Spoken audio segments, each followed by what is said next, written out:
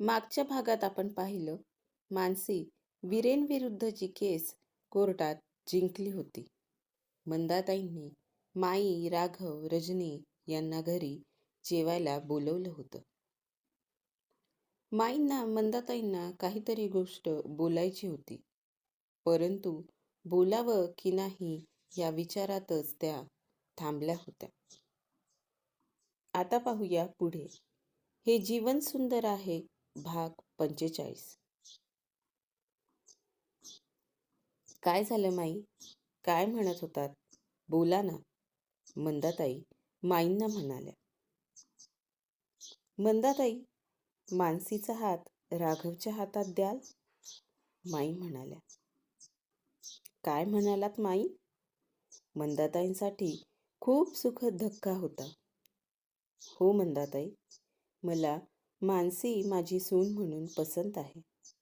राघवच्या मनात मानसी आहे, पण तो काही तिला विचारायचा नाही, म्हणून मीच पुढाकार घेतला, माई म्हणाल्या आणि मंदाताईंच्या डोळ्यात आनंदाश्रू आले. माई, खरं तर मानसीवर जो प्रसंग ओढवला त्यानंतर आम्ही मानसीचं लग्न हा विषय आमच्या डोक्यातून काढूनच टाकला होता. आज तुम्ही खूप मोठा सुखद धक्का दिलात, मंदाताई म्हणाल्या. जे झालं त्यात मानसीचा काय दोष होता बरं? माई म्हणाल्या. तरी पण राघवला कोणतीही सुस्वरूप मुलगी मिळेल तरी तुम्ही मानसीला मागणी घालताय. तुमच्यासारखं मोठं मन कुणाचं नसेल. पण माई, मंदाताई बोलता बोलता थांबल्या. पण काय मंदाताई? माईंनी विचारलं. मानसीला तुम्ही सून म्हणून करून घ्याल, पण रजनीच्या लग्नावेळी मानसीमुळं काही अडचण आली तर? अहो, गौरीच्या लग्नावेळी तिच्या घरचे तयार नव्हतेच ना. मला भीती वाटते आता ह्या गोष्टींची, मंदाताई म्हणाल्या. अहो, काय भ्यायचं असल्या खुळचट विचारांना? ज्या लोकांमध्ये माणुसकी असेल ते येतील रजनीचा हात मागायला. देवानं तिची लग्नगाठ कुणासोबत तरी बांधलीच असणार ना. आतापासून त्याचा विचार करू नका, माई म्हणाल्या. मंदाताईंनी त्यांचा हात घट्ट पकडला. मंदाताई, तुम्ही मानसीच्या बाबांजवळ विषय काढता का? कसं आहे ना, राघवचे बाबा असते तर ते बोलले असते. मला त्यांच्यासोबत बोलायला थोडं अवघडल्यासारखं वाटतं, माई म्हणाल्या. मंदाताईंनी होकार भरला. सगळ्यांची जेवणं आटोपली. सगळेजण बोलत बसले होते. गप्पा अगदी रंगात आल्या होत्या. आज अजून एक आनंदाची बातमी कळली आहे बरं, मंदाताई म्हणाल्या. काय ग, कसली बातमी? सुधीररावांनी विचारलं. माईंनी मानसीला मागणी घातलीये, मंदाताई म्हणाल्या. काय? माई, अहो हे काय ऐकतोय? सुधीररावांना तर अतिशय आनंद झाला होता. हो, आमच्या राघवच्या मनात मानसी आहे, पण तो काही त्याच्या मनातलं तिला सांगायचा नाही, म्हणून मीच मागणी घालते मानसीला, माई म्हणाल्या. सगळेजण अतिशय आनंदात होते, पण मानसी मात्र खुश दिसत नव्हती. राघव, आई, बाबा, माई, मला तुमच्या सगळ्यांसोबत थोडं बोलायचं होतं, मानसी म्हणाली. अगं बोल की, सुधीरराव म्हणाले. खरं सांगू, आता प्रेम वगैरे ह्या गोष्टीवर माझा विश्वास राहिला नाहीये. तुमच्या आग्रहास्तव किंवा तुम्हाला वाईट वाटू नये म्हणून लग्न करून घरसंसाराच्या रहाटगाड्यात मला अडकायचं नाहीये. आज मला न्याय मिळाला, पण समाजात माझ्यासारख्या कितीतरी स्त्रिया असतील ज्यांना न्याय मिळाला नसेल, ज्यांना कुणाची साथ नसेल. अशा स्त्रियांसाठी मला काहीतरी करायचंय. संसार वगैरे ह्या गोष्टी माझ्यासाठी नाहीत, आणि राघवला माझ्यापेक्षा दुसरी कोणतीही चांगली मुलगी मिळेल. मानसी म्हणाली. हो, मिळेल ना. चांगली मुलगी मिळेल. पण तिचे डोळे सागरासारखे निळे नसतील. तिचं मन आकाशासारखं मोठं नसेल. कोणतीही मुलगी मिळेल मला, पण ती स्वतःपेक्षा जास्त दुसऱ्यांचा विचार करणारी नसेल. मानसी, लग्नानंतर तुला हवं ते करण्याचं स्वातंत्र्य राहील. मी तुला कधीच कोणत्याच गोष्टींसाठी अडवणार नाही. तू जे कार्य करायचा विचार करतेस त्यात आम्ही आमचा खारीचा वाटा उचलू, पण त्यातही तुझी संमती असेल तरच. लग्नसुद्धा तुझी इच्छा असेल तरच होईल. तू विचार करून निर्णय घे. काही घाई नाहीये आणि जबरदस्ती तर मुळीच नाहीये. तसंही उद्या मी बेंगलोरला जातोय. रात्रीची ट्रेन आहे, राघव म्हणाला. बेंगलोरला? अचानक? कशाला जातोय आणि परत कधी येशील? मानसी म्हणाली. 3 महिन्यांनी. कंपनी पाठवते ट्रेनिंगसाठी, राघव म्हणाला. तू तर मला काहीच म्हणाला नाहीस, मानसी म्हणाली. कोर्ट केसचं टेन्शन सुरू होतं म्हणून काही सांगितलं नाही, राघव म्हणाला. अरे पण सांगायचं ना, मानसी त्याला म्हणाली. आता पण बिन काही नाही. मगाशी माई जे म्हणाली ते विसरून जा. कितीही नाही म्हटलं तरी आईचं काळीज आहे ग. तिला तिच्या मुलाचं सुख आनंद हवा होता म्हणून बोलली ती. आणि मीही जे काही म्हणालो तेही विसरून जा. मलाच कळलं नाही माझ्या मनातलं ओठांवर कसं आलं ते. तुझ्या आयुष्यात माझं मित्राचं स्थान आहे ना, तेवढं मात्र अढळ राहू दे. चल, येतो आम्ही. मानसीचा निरोप घेऊन राघव निघून गेला. किती समंजस आहे ना राघव, मंदाताई सुधीररावांना म्हणाल्या. खरंय, ह्याच्यासारखा मुलगा शोधूनही सापडणार नाही, सुधीरराव म्हणाले. राघव गेल्यावर मंदाताई आणि सुधीरराव राघवविषयीच बोलत होते. मानसीचं मन मात्र चलबिचल होत होतं. वीरेंचं प्रेमाचं नाटक, विश्वासघात आठवला की तिला सगळं नको वाटायचं. पण राघवची काळजी, त्याचा सहवास, त्याचं प्रत्येक वेळी मनापासून सोबत असणं, त्यानं दिलेली साथ, हे सगळं आठवलं की तिला राघवची साथ अजून हवीशी वाटायला लागायची. पुन्हा तिच्या डोक्यात समाजातल्या स्त्रिया, त्यांच्याविषयी काहीतरी करायचं हा विचार यायचा. काय निर्णय घ्यावा मानसीला काहीच कळत नव्हतं. सगळ्या गोष्टींचा विचार करत ती झोपून गेली. दुसऱ्या दिवशी मानसीच्या घरात राघवचाच विषय सुरू होता. मंदाताई आणि सुधीरराव राघवबद्दल भरभरून बोलत होते. मानसीही दिवसभर विचारांच्या गुंत्यात होती. राघवनं दिवसभर मानसीची, तिच्या फोनची वाट पाहिली, पण मानसीचा कुठंच पत्ता नव्हता. राघवनंही जाणीवपूर्वक मानसीच्या घरी जाणं टाळलं होतं.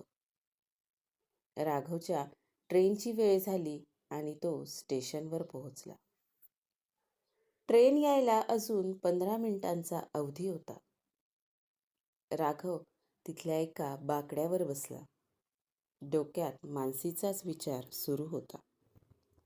राघव, त्याला मानसीचा मंजूळ आवाज ऐकू आला.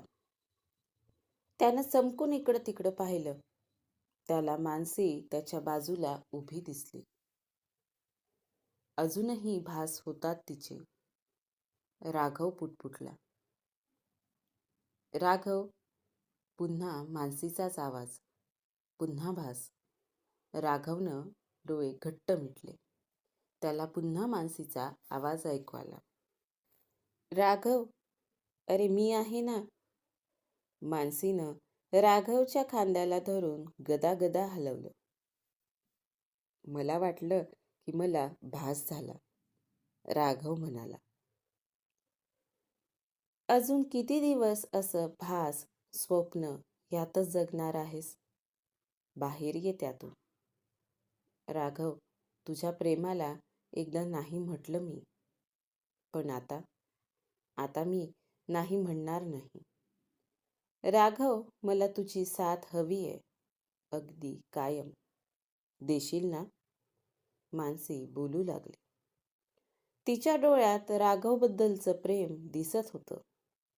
राघवला तर काय करावं आणि काय नाही ते सुचतच नव्हतं. त्यानं आनंदानं मानसीला मिठी मारली. दोघांच्याही डोळ्यातून प्रेमाच्या श्रावणधारा बरसत होत्या. तेवढ्यात ट्रेनची शिट्टी वाजली. मानसी, तू एवढ्या रात्री एकटी आलीस? राघवच्या चेहऱ्यावर काळजी होती. बाबा आलेत सोबत, बाहेर थांबले, मानसी म्हणाली.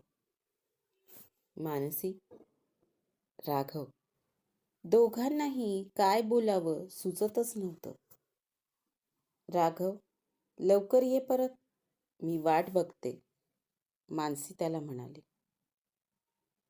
हो, ट्रेनिंग संपलं की लगेच. तोपर्यंत तू तुझ्या कामाला सुरुवात कर. सगळ्या गोष्टींची व्यवस्थित माहिती काढ. मी नेहमीच तुझ्यासोबत आहे. राघव मानसीचा हात हातात घेऊन बोलत होता. ट्रेनची शिट्टी परत वाजली. राघव ट्रेनच्या बोगीत चढला. प्लॅटफॉर्मवरून ट्रेन संथ गतीनं निघाली. अचानक पावसांच्या सरींना सुरुवात झाली. मानसीनं दोन्ही हात पसरवून त्या सरी झेलल्या. राघवनंही बोगीच्या दारातून पावसाच्या सरी आपल्या हातात पकडण्याचा प्रयत्न केला. डोळ्यातल्या सरींना सोबत घेऊन दोघांनीही एकमेकांचा निरोप घेतला. राघवची ट्रेन निघाल्यावर मानसी स्टेशनच्या बाहेर आली. सुधीरराव बाहेरच उभे होते. झालं का बोलू? सुधीरराव म्हणाले. हो बाबा, झालं, मानसी लाजून म्हणाली. सुधीररावांनी ते बरोबर हेरलं. काय म्हणाला राघव? सुधीरराव तिला चिडवत होते. घरी गेल्यावर सांगते. मानसी अजून लाजली. दोघं घरी पोहोचले. मानसीनं मंदाताई आणि सुधीररावांना तिचा निर्णय सांगितला. दोघे जण खूप खुश झाले होते. मंदाताईंनी माईंना फोन करून ही आनंदाची बातमी सांगितली. त्यांच्याही आनंदाला पारावार उरला नव्हता. दुसऱ्या दिवशी सकाळी मानसी झोपेतून उठली. रोजच्यापेक्षा एक प्रसन्न सकाळ तिला वाटत होती. फटाफट आपली सगळी तयारी करून एका NGO मध्ये जाण्यासाठी ती बाहेर पडली. कितीतरी दिवसांनी मानसी एकटी बाहेर पडली होती.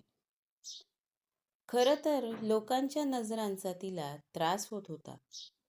पण तिनं ह्या सगळ्यांविरुद्ध लढून पुढे जायचं ठरवलं होतं. मानसी एका NGO मध्ये पोहोचली. तिथं गेल्यावर तिनं तिथल्या संस्थापकांसोबत बोलून त्यांच्यासोबत काम करायची परवानगी मिळवली. तिथंच तिला आशाताई भेटल्या. मानसी आशाताईंसोबत तिथली माहिती घेत होती. आशाताईंची आणि तिची पटकनच मैत्री झाली. तिथं फिरताना तिथल्या स्त्रियांसोबत बोलून त्यांचं दुःख समजून घेताना मानसीला स्वतःचं दुःख अगदी थिटं वाटायला लागलं होतं. मानसी, चल भेटू उद्या. येशील ना उद्या? इथं खूप उत्साही लोक येतात काम करायला आणि 2-4 दिवसात निघून जातात. तसं तर करणार नाहीस ना? आशाताई मानसीचा निरोप घेताना बोलत होत्या. येईल मी, मानसी म्हणाली. नक्की? प्रॉमिस कर. आशाताईंनी मानसीसमोर हात केला. हो आशाताई, मानसीनं अगदी आनंदानं त्यांचा हात हातात घेतला. हा हातात घेतलेला हात खूप दूरच्या प्रवासात सोबत राहणार याची कल्पना दोघींनाही नव्हती. मानसी स्वतःला झोकून देऊन अगदी मनापासून NGO मध्ये काम करत होती. इकडं राघवचंही ट्रेनिंग जोमात सुरू होतं. नवीन तंत्रज्ञान तो अगदी पटकन शिकत होता. आपापले व्याप सांभाळून मानसी आणि राघव कधी-कधी फोनवर बोलत होते. बघता बघता 3 महिने संपले आणि राघव परत आला. राघव परत आल्यावर मात्र मंदाताई आणि माई दोघी जणींनी राघव आणि मानसीच्या मागं लग्नाचा तगादा लावला. मंदाताईंनी लग्नाची बोलणी करण्यासाठी राघव आणि माईंना घरी आमंत्रण दिलं. राघव, माई मानसीच्या घरी आले होते. सोबत रजनीही होतीच. मी लग्न करेल, पण माझी एक अट आहे, मानसी म्हणाली. आणि सर्वजण बोलता बोलता शांत झाले. काय असेल मानसीची अट? पाहूया पुढच्या भागात. आजचा भाग कसा वाटला कमेंट करून सांगायला विसरू नका. धन्यवाद.